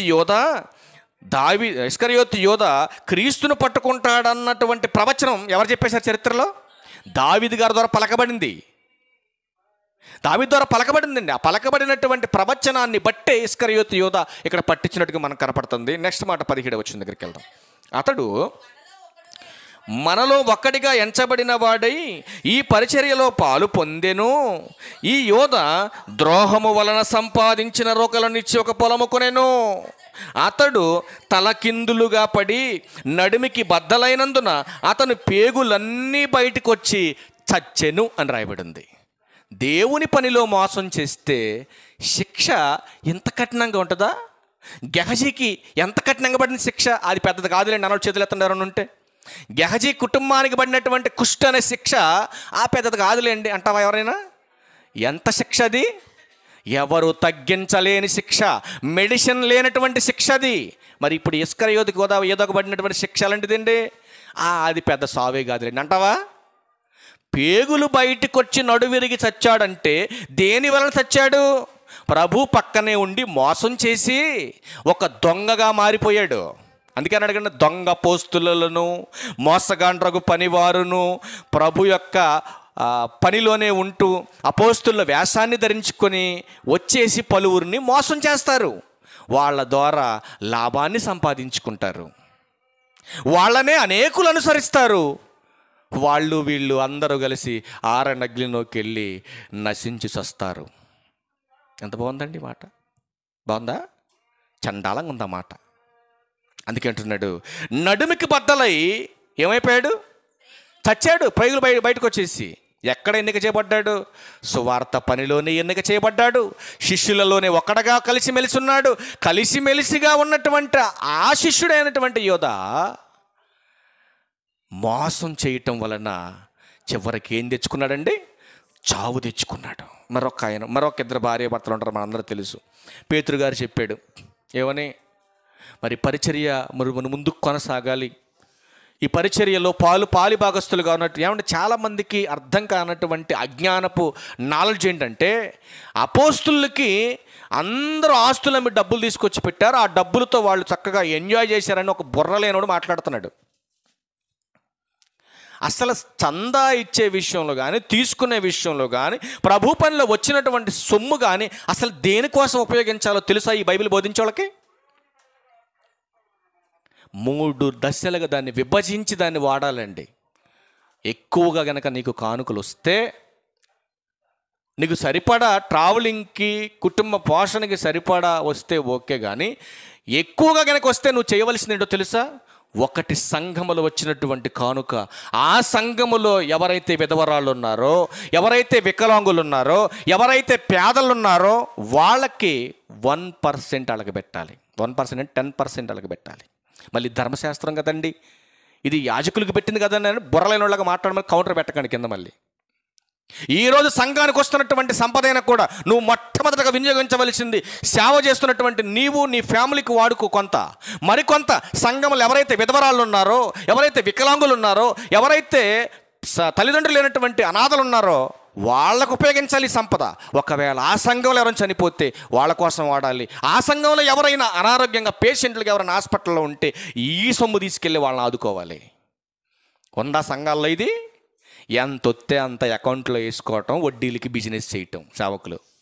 లేరా దౌర్భాగ్యులు ఈరోజు సమాజంలో? ఎంతమంది చూపించమంటారు? ఇదా ఆనాడు అపోస్తులు చేసినటువంటి త్యాగం, అపోస్తులు చేసినటువంటి పరిచర్య ఈరోజు ఎంతమంది ఉన్నారు సమాజంలో? చూపించండి. ఏళ్ల మీద లెక్క పెట్టడానికి సరిపోతున్నారు ఇవాళ. అట్లాంటి మహనీయులను పట్టుకొని వాళ్ళ కాలు గోటికి ఉన్న మట్టి విలువ చేయం మనం అందరం. అంత గొప్ప త్యాగం చేశారు ఆ రోజుల్లో వాళ్ళు. అంత త్యాగం చేశారు కాబట్టి ఈరోజు ఆఫీసర్లకు బైబిల్ పట్టుకొని ఫ్యాన్ కింద ఏసీల కింద నుంచి బాధ చేస్తున్నావు నువ్వు. అలా విలువ తెలియదు కాబట్టే విలువ లేనటువంటి మాటలు మాట్లాడుతున్నారు ఈరోజు చాలామంది. పౌలు గారు నిజంగా డబ్బు కోసమే పనిచేస్తే 14 పత్రికలు ఎందుకు రాయాలి? అనేక దేశాలు ఎందుకు తిరగాలి? ఎందుకు డేరాలు కుట్టుకున్నాడు? ఎందుకు అద్దింట్లో ఉన్నాడు? బుర్ర ఉందా కొద్దికన్నా బైబిల్ చదివాడికి? కౌంటర్లు వేస్తే ఒక్కొక్కడికి మంట, సరి చేసుకోరు బాధ తెలియకపోతే. చూపించాలి ఎవడైనా సరే వాళ్ళు డబ్బు కోసం పనిచేశారని. చివరికి సాక్షాత్ యేసుక్రీస్తు వరకు డబ్బు కోసం పనిచేశాడా? డబ్బులు ఆయనకేంటి అవసరం? యేసుక్రీస్తు ప్రభు వారికి రెఫరెన్స్ ఒక్కడ చూపించండి, బైబిల్ బాధ మానేస్తాను నేను. షెకిల్ పట్టుకొచ్చింది ఎందుకు? పేతురు ప్రభువుని నమ్ముకొని ప్రభు పక్కన తిరుగుతున్నాడు. అసలు పేతురు గారు వృత్తి ఏంటి? చేపలు పట్టుకొని కుటుంబ పోషణ చేసుకునేవాడు, ఒక జాలరాయన. ప్రభువుని వెంబడిస్తూ అనేకమైనటువంటి పనులన్నీ కూడా విడిచిపెట్టేసి సంవత్సరం పన్ను కట్టవలసినటువంటి పేతురు దగ్గర డబ్బు లేదు కట్టడానికి. ప్రభుని నమ్ముకొని తిరుగుతున్నాడు. ఇప్పుడు సుంకపు గుత్తదారులు వచ్చేసారు ఇంటికి. పేతురు కట్టు, డబ్బు కట్టు. ఎక్కడున్నాయి డబ్బులు? ఎక్కడున్నాయి డబ్బులు? పేతురు గారి దగ్గర. ప్రభుని ఎమ్మడి పెట్టుకుని తిరుగుతున్నాడు, ప్రభుని నమ్ముకొని తిరుగుతున్నాడు. ఇప్పుడు పేతురు దగ్గర డబ్బు లేదు. సుంకపు గుత్తదారులు వచ్చేసారు, అడిగారు పేతురు డబ్బు కట్టు లేకపోతే ఇంటి సీజ్ చేస్తాం మేమన్నారు. అప్పుడు ప్రభువు చెప్పాడు, ప్రభు యొక్క గొప్పతనం, ప్రభు యొక్క ఔన్నత్యాన్ని తగ్గించడానికి మీరెవరు నేనెవరు మధ్యలో? ప్రభు చెప్పాడు, పేతురు నీ వృత్తి ఏంటి? చేపలు పట్టే వృత్తి. ఎల్లో సముద్రంలో వెళ్ళి గాలమై ఒక చేప పడుతుంది, దాన్ని బయటికి తీ. దాని లోపల ఒక సెకెల్ ఉంటుంది, ఒక విలువైన నాణ్యం ఉంటుంది లోపల. తీసుకొచ్చి ఆ పన్ను ఎవడైతే కట్టమంటున్నాడు వాడికి కట్టమని చెప్పాడు. ఏమండి, ప్రభువారు ఆజ్ఞాపిస్తే ముత్యాల చేతిలోకి రావా? కలిగి ఉన్నది ఏది ఆయన లేకుండా కలగలేదు. ఏది ఎక్కడ సిద్ధపరిచాడో ఈ ప్రపంచం, ఈ ముల్లోకాల్లో యేసుక్రీస్తు ప్రభు వారికి క్షుణ్ణంగా తెలుసు. ఈ జ్ఞానం తెలియనటువంటి కొందరు మూర్ఖులు యేసు ప్రభు వారికి డబ్బుతోనే పనిచేశాడని జ్ఞానం లేనటువంటి మాటలు మాట్లాడుతున్నారు ఇవాళ. యేసుక్రీస్తు ప్రభు వారికి డబ్బు ఎందుకురా నాయన? నీకు బుద్ధి జ్ఞానం ఉందామని కొద్దిగన్నా. యేసుక్రీస్తు ప్రభు వారి డబ్బు ఎందుకు? నీకు డబ్బు కావాలి, నీకు స్వార్థం అసూయ అన్నీ పెరిగాయి కాబట్టి నీకు డబ్బు కావాలి. ఆయనకి ఎందుకు డబ్బు? సముద్రాన్ని గద్దిస్తే ఆగిపోయినటువంటి సముద్రం, సృష్టిని గద్దిస్తే ఆపినటువంటి గాలి యేసుక్రీస్తు ప్రభువారు పిలిస్తే రాదా? ఏమండి, రాదా? వచ్చిందా రాదా డబ్బు? అసలు చేపను అక్కడెక్కడో చేప ఎందుకు? చేపను ఇక్కడ రమ్మంటే రాదా? కానీ ప్రభు గొప్పతనం ఏంటో, ఆయన ఔన్నత్యం ఏంటో, ఆయనలో ఉన్నటువంటి దైవ గుణం ఎలాంటిదో పేతురుకు కూడా అప్పటి వరకు కూడా పరిపూర్ణం చేయబడాల పేతురు గారు. అది కూడా మనం ఆలోచించాలి ప్రియులారా. అప్పటికే ప్రభువుని పరిపూర్ణంగా నమ్మలేదు పేతురు. తొందరపాటుతనం కలిగిన వాడు, అపనమ్మిక కలిగిన వాడు. ప్రభు పునరుత్థానుడు లేవనెత్తబడినంత వరకు పేతురు ప్రభువుని 50% నమ్మాడండి. పునరుత్థానుడై లేవనెత్తబడి వెళ్ళిపోయే సమయంలో ప్రభు మరణించిన తర్వాత రిలీజ్ అయ్యాడండి పేతురు. అందరికంటే ఒక ఉన్నతమైనటువంటి ప్రసంగికుడిగా పేతురు గారు నిలబడ్డాడు ప్రియులారా.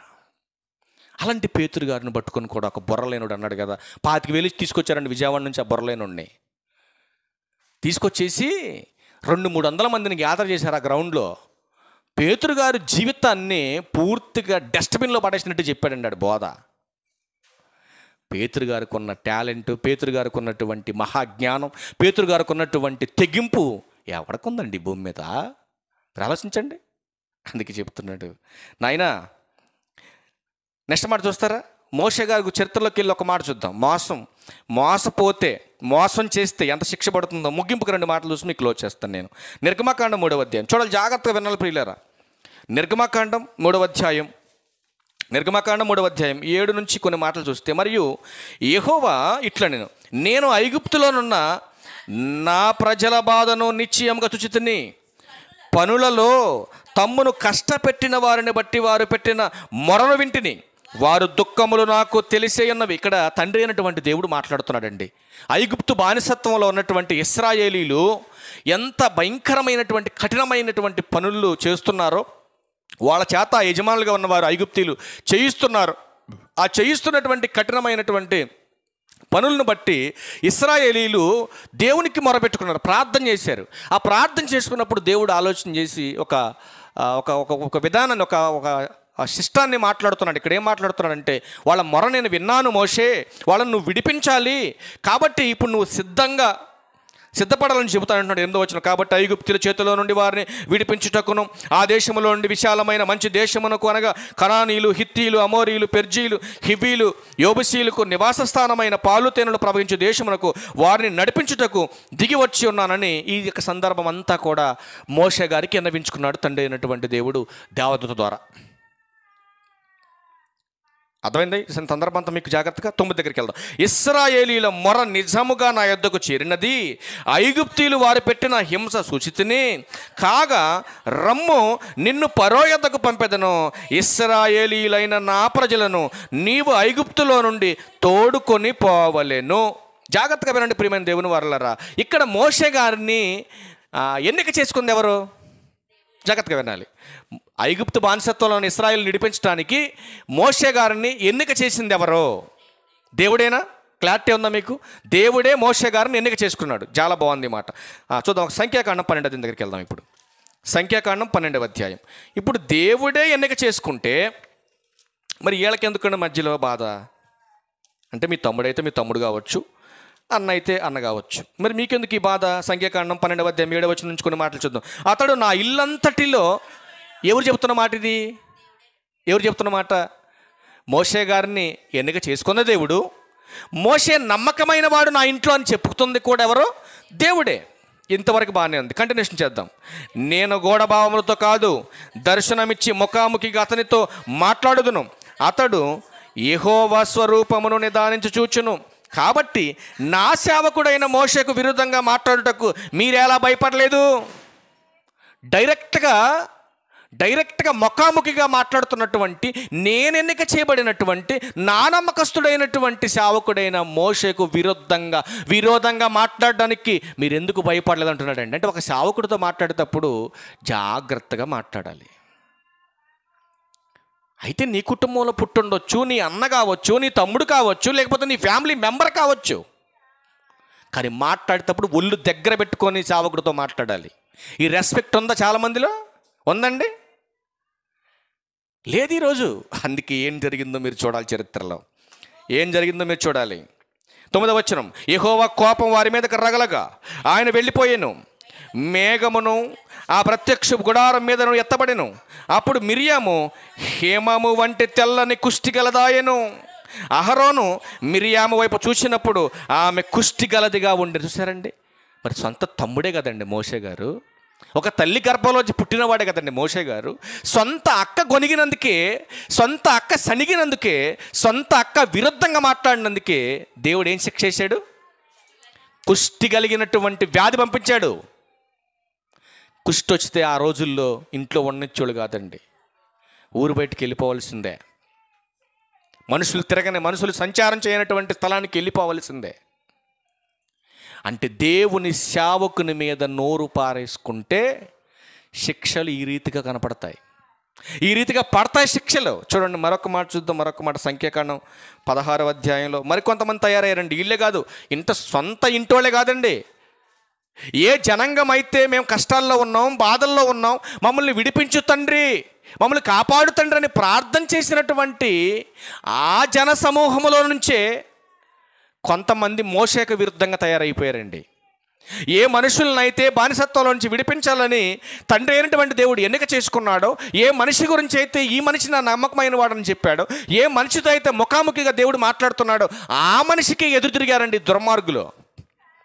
ఎవరాళ్ళు చూద్దాం. సామెత సంఖ్యాకాండం 16వ అధ్యాయం మొదటి నుంచి కొన్ని మాటలు మీరు చూడగలిగితే ఇక్కడ ముగ్గురు వ్యక్తులు కనబడుతున్నారు. లేవికి మునుమనవడును, కహాతుకు మునుమనవడును, ఇస్సాకారు కుమారుడగు కోరాహు, రూబేనులలో ఎలియాబు కుమారుడైన దాతాను అభిరాములు, పెలేతు కుమారుడైన ఓనును ఆలోచించుకున్నారు వీళ్ళు. ఏంటి మోషే ఒక్కడే నాయకుడా? మేము ఇంతమంది ఉన్నాం కదా, ఈయనొక్కడే ఎప్పుడు సువార్త చెప్తాడా? ఈయనొక్కడే నాయకుడా? ఈయన చెప్పిందే మనం వినాలా? ఈయన చెప్పినట్టే మనం నడవాలా?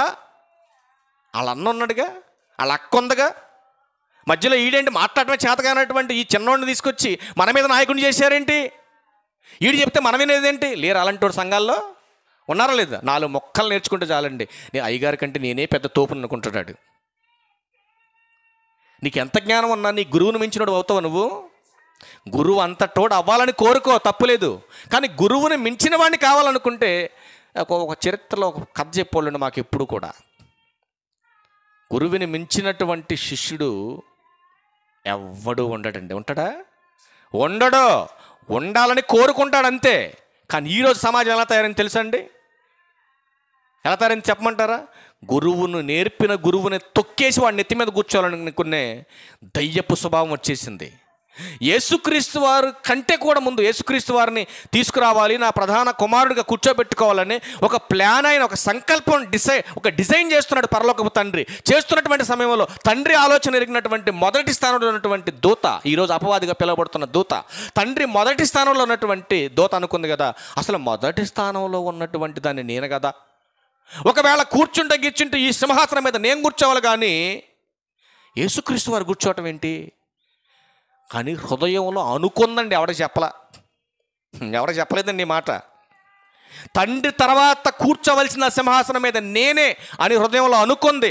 అనుకున్నందుకే అడ్రస్ మారిపోయింది. దానికి తోసాడు కిందకి, దాన్ని కటిక చీకట కలిగిన బిలమల్లోనికి వాడి సైన్యం. ఏమండి వద్దన్నందుకే, నువ్వు ఉండటానికి వీల్లేదు, ఇట్లాంటి కపటం కలిగిన వాడు, మోసం కలిగిన వాడు ఈ స్థితిలో ఈ స్థలంలో ఉండటానికి వీల్లేదు, వెళ్ళిపో, గెట్అవుట్ అనగానే వాడు కొంతమంది ఫామ్ చేసుకున్నాడండి. ఆ లక్షణం ఇక్కడ కనపడుతుంది ఇశ్రాయేలీల్లో. అభిరాము దాతాను, కోరాహు అభిరాము దాతాను ఏం చేశారు తెలుసండి? వీళ్ళ తరపున వీళ్ళ ముగ్గురే వెళ్ళి నిలబడితే బాగోదని వీళ్ళ తరపున ఎంతమందిని పోగు చేస్తున్నారు చూడండి. మోషేకి ఎదురు నిలిచారు వీళ్ళు. మోషే అహరోనులకు విరోధంగా పోగుపడి 2 నుంచి ఇశ్రాయేలులో పేరు పొందిన సభికులను సమాజ ప్రధానులనైన 250 మందితో మోషేకి ఎదురు నిలబడ్డారండి వీళ్ళు. ఎంతమంది? 250 మందిని పోగు చేశారండి. పోగు చేసి, ఏంటి మోషే నువ్వు చెబితేనే మేము వినాలా? నువ్వే పెద్ద నాయకుడివా? నువ్వే పెద్ద గొప్పోడువా? ఏమంటే వయసులో చిన్నోడై ఉండొచ్చు, ఒకవేళ హైట్లో చిన్నోడై ఉండొచ్చు, చూడటానికి ఒకవేళ నీ లెక్కలో వాడు కనపడకపోవచ్చు బోధించేవాడు. కానీ ప్రియులరా, దేవుడు ఎన్నిక చేసుకున్న తర్వాత, దేవుడు నిర్ణయం చేసుకున్న తర్వాత, దేవుడు నా బిడ్డని దేవుడు చెబుతున్నప్పుడు నువ్వెవరివయ్యా మధ్యలో వచ్చి నువ్వు మాట్లాడటానికి? నీకు మాట్లాడటం ఒకవేళ మాటల్లో ప్రావీణ్యత ఉండొచ్చు, ఏమండి చూడటానికి మంచి రూపవశిగా కనపడవచ్చు, నువ్వు అందగాడిగా కనపడవచ్చు, పబ్లిక్లోని మంచి నేమ్ ఉండొచ్చు, కానీ దేవుడు నిలబెట్టుకున్న వాడికి నువ్వు ఎదురెళ్తే అడ్రస్ మారిపోద్ది అంటున్నాడు దేవుడు. కిందకు వచ్చేసరికి ప్రియులరా అదంతా మన కొద్దుగాని ప్రియులరా, డైరెక్ట్గా మనం 24 వచ్చిన దగ్గరికి వెళ్ళిపోదామా? ఇదంతా మనకు తెలుసు, చిన్నప్పటి నుంచి చదువుకుంటున్నాం మనం. మోషే ఎలాగో సెలవిచ్చాను, కోరాహు దాతాను అభిరాముల యొక్క నివాసముల చుట్టూ నుండి తొలగిపోవుడని జన సమూహములు చెప్పుము. మోషే వెళ్ళి ఏమంటున్నాడు? ఏ మనుషులైతే నీకు ఎదురు తిరిగారో ఆ మనుషులు నివాసం చేస్తున్నటువంటి గుడారాలు ఏవైతే ఉన్నావో ఆ గుడారాల చుట్టుపట్ల నువ్వు కానీ, నీకు సంబంధించినటువంటి వ్యక్తులు కానీ, నువ్వు నడిపిస్తున్నటువంటి జనాంగం కానీ ఎవ్వరూ లేకుండా వెళ్ళిపోండి వాళ్ళ దగ్గర నుంచి. కిందకు వచ్చేసరికి 28 నుంచి మోషే ఈ సమస్త కార్యములను చేయుటకు యెహోవా నన్ను పంపెననియు, నా అంతటా నేనే వాటిని చేయలేదనియు దీని వలన మీరు తెలుసుకొందురు. ఏమంటున్నాడు? అప్పటికి కూడా హెచ్చరిస్తున్నాడండి. ఒరే నాయన, నా అంతటా నేను రాలేదురా, ఐగుప్తుకి. నా అంతటా నేను ఫరోతో వాదన చేయలేదురా, నా అంతటా నేను మిమ్మల్ని విడిపించలేదు, నా అంతటకు నేనుగా ఏమంటే సముద్రాన్ని పాయలు చేయలేదు, నా అంతటకు నేను ఏమీ చేయలేదు. దేవుడు నన్ను పంపిస్తే వచ్చిన వాడిని, దేవుడు చెప్పమంటే నేను చెప్పిన వాడిని, కానీ అంతటి వరకే నాకు తెలుసు, కానీ ఇందులో నా గొప్పతనం ఏమీ లేదు. దయచేసి మీ ప్రవర్తన మార్చుకోండి, ఎక్కడైనా ప్రవర్తన మార్చుకోండి. ఎక్కడైనా 29, మనుషులందరికీ వచ్చు మరణము వంటి మరణం వీరికి పొందిన ఎడల సమస్త మనుషులకు కలుగునదే వీరికి కలిగిన ఎడల యెహోవా నన్ను పంపలేదు అని వీళ్ళు అనుకుంటారు. అంటే ఇలా చావు ఎలా ఉండాలి? ఎవడు ఊహించిన చావు అయి ఉండాలి. చరిత్రలో వీళ్ళ చావు నిలిచిపోవాలి. అట్లాంటి ఘోరమైన చావు వీళ్ళకి రావాలి. పడుకున్నాడు చచ్చిపోయాడు అనుకో, ఇంక భయం ఏమంటారు జనానికి? అంతేనా? దానికి ఏం పేరు పెట్టారు? పడుకున్నాడు చచ్చిపోతే ఈరోజు వైద్య రంగం హార్ట్ అటాక్ చేసిందండి, పోయింది అంటున్నారు. ఈరోజు నిన్ను చంపాలంటే ఏదో ఒక రకంగా అటాక్ చేసి చంపుతాడు దేవుడు. కానీ ఇక్కడ మోషే కోరుకుంటున్నాడు, దేవా ఎంత చెప్పినా వాళ్ళ బుద్ధి మార్చుకోవట్లేదు, వాళ్ళ మోసపూరితమైనటువంటి ఆలోచనలు మారట్లేదు, ఇదిగో నీ పనికి అడ్డుపడుతున్నారు, ఎదురు తిరుగుతున్నారు, కనుక దేవా అందరికి వచ్చినటువంటి చావే వీళ్ళకి వచ్చిందనుకో. నా వెనకాల ఉన్న చూసావు 20 లక్షల మంది జనం, 6 లక్షల మంది కాలుబలం అన్నాడు, కానీ మరి నడవలేనోళ్ళు, పిల్లోళ్ళు, స్త్రీలు, కుంటోళ్ళు, గుడ్డోళ్ళు ఎంతమంది ఉంటారు? అందులో చాలామంది ఉన్నారండి. మరి వీళ్ళందరికీ భయం పుట్టాలంటే ఇప్పుడు నీకెదురు తిరిగారు చూసావు, నీ పనిలో నన్ను మోసం చేస్తున్నారు చూడు, నా పక్కనే ఉండి, మరి వీళ్ళకి ఎలాంటి చావు రావాలి తెలుసా దేవా? అసలు ఈ భూమి మీద ఎవడు ఊహించిన చావు వీళ్ళకి రావాలన్నాడు. కండిషన్ చేయండి అన్నమాట 33 వరకే. అయితే యెహోవా గొప్ప వింత పుట్టించుట వలన వారు ప్రాణములతో పాతాళములో కూలినట్లు భూమి తన నోరు తెరిచి వారికి కలిగిన సమస్తమును మింగివేసిన ఎడల యెహోవాను లక్ష్యము చేసిరని మీకు తెలియనెను. ఎవడైతే అలక్ష్యం చేస్తున్నాడో, దేవుని పనిని మోసం చేస్తున్నాడో, దేవుని సేవకులు పక్కనే ఉండి వాళ్ళని మోసం చేస్తున్నారో, వాళ్ళందరికీ ఇలాంటి విపత్తి కూడుకుంటుంది అంటున్నాడు దేవుడు. వచ్చేస్తుంది వాళ్ళ మీదకి. 32వ వచనం, భూమి తన నోరు తెరిచి వారి కుటుంబములను, కోరాహు సంబంధులందరినీ, వారి సమస్త సాంపాద్యమును మృంగివేసెను. వారును వారి సంబంధులందరూ ప్రాణములతో పాతాళములో కూలిరి. భూమి వారిని మింగివేసెను, వారి సమాజములో ఉండకుండా నాశనమైపోయిరి అంటున్నాడండి. ఏంటి, సేవకుడికి ఎదురు తిరిగితేనే ఇంత ఘోరంగా ఉంటుందా శిక్ష? నువ్వు తిరిగింది సేవకుడికి కాదురా నాయన, దేవునికి. నువ్వు అడ్డుపడుతుంది దేవునికి, ఎదురు తిరిగింది దేవునికి. ఇంత జరిగిందా? 250 మందిని బతికొండంగానే భూమి నెరవిడిచిందండి. ఇలా నెరవిడిచింది. వాళ్ళున్న నివాస స్థానంలో ఏదైతే ఒక గుడారాల్లో వాళ్ళు ఉన్నారో అందులో నుంచి ఆ భూమి నెరవిడటం వలన మన భూకంపాలు వచ్చినప్పుడు మనకు కనపడతాయి. చెరువులు కూడా నీళ్లు ఎండిపోయినప్పుడు మనకి వేసవికాలంలో ఇలా నెర్రచి కనపడతా ఉంటాయి. అలానే భూమి ఇలా నెరవిడిచింది.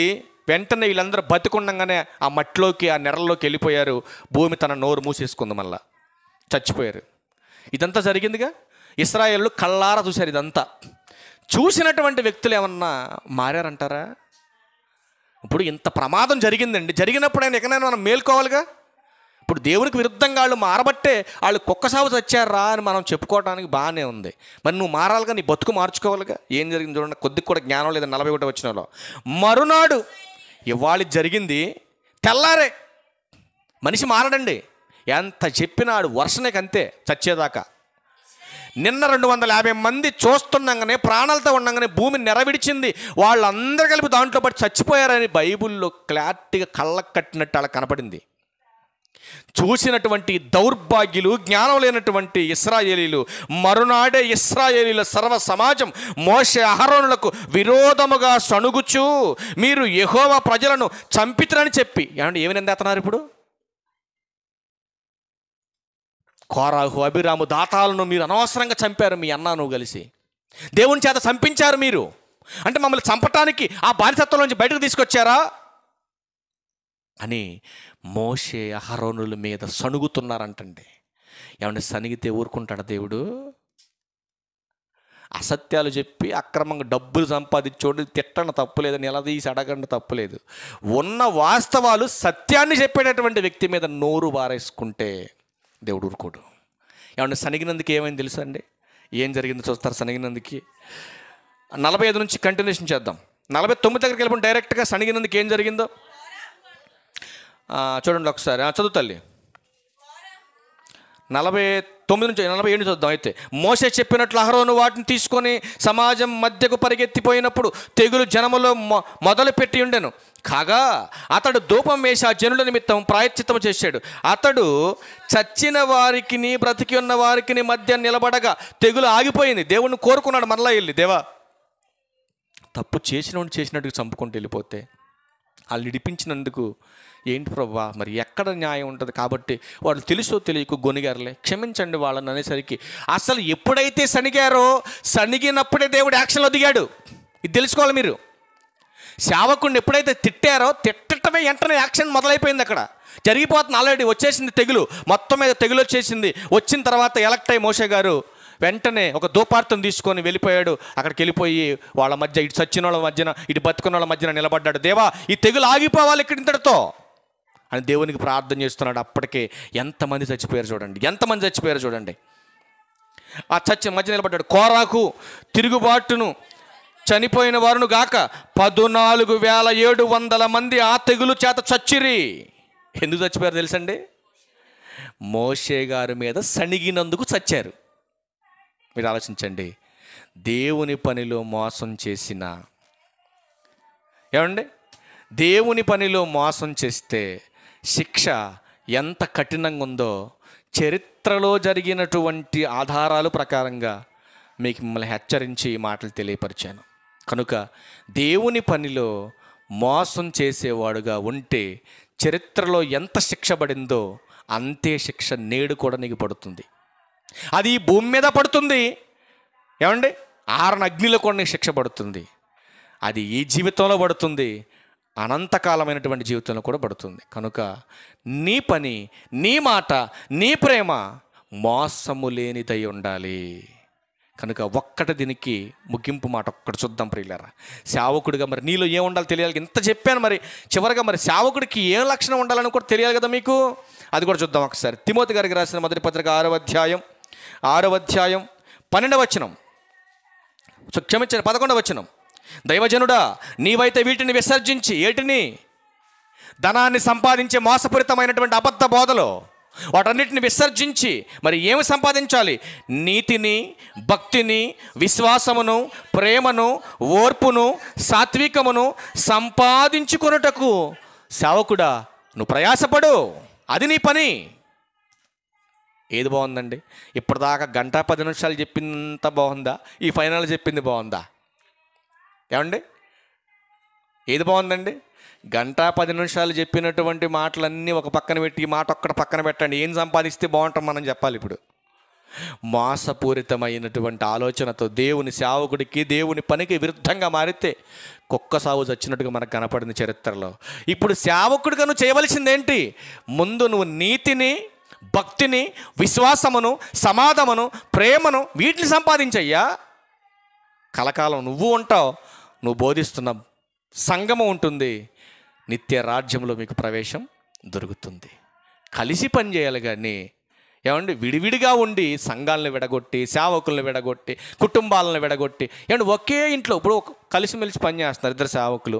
మరి ఇద్దరికి ఏం సమస్య వచ్చిందో తెలియదు, విడిపోయి ఆయన ఒక సంఘం పెట్టాడు, ఈయన ఒక సంఘం పెట్టారు. ఇప్పుడు ఒకే కుటుంబం అంతా ఒక సాట జీరోలో ఒకప్పుడు.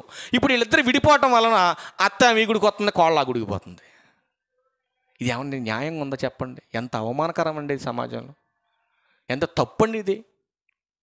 వ్యక్తుల మధ్య ఏదైనా ప్రాబ్లం వస్తే సరిచేసుకోండి, అంతేగాని సంఘాన్ని రచ్చకా చేయకండి, సంఘాన్ని విడగొట్టకండి, సంఘాన్ని పాడు చేయకండి. దేవుని ఏమండి ఉద్దేశాలకు, ఆయన సంకల్పానికి భిన్నంగా మీరు పనిచేస్తే శిక్ష ఇంత కఠినంగా ఉంటుందని కొన్ని మాత్రమే మీకు చూపించాను. చాలా ఉన్నాయి. ఇంకా ప్రభు చిత్తమైతే మరి కొన్ని మాటలు మనం తర్వాత భాగంలో మనం విందాం. ఆసక్తిగా మన మీ అందరికీ రక్షకుడైన క్రీస్తు వారి పరిశుద్ధమైన నామంలో నా ప్రత్యేకమైన వందనాలు తెలియజేస్తూ ఈయన మాటలు ముగిస్తా ఉన్నా. అందరికీ వందనాలు. Thank you.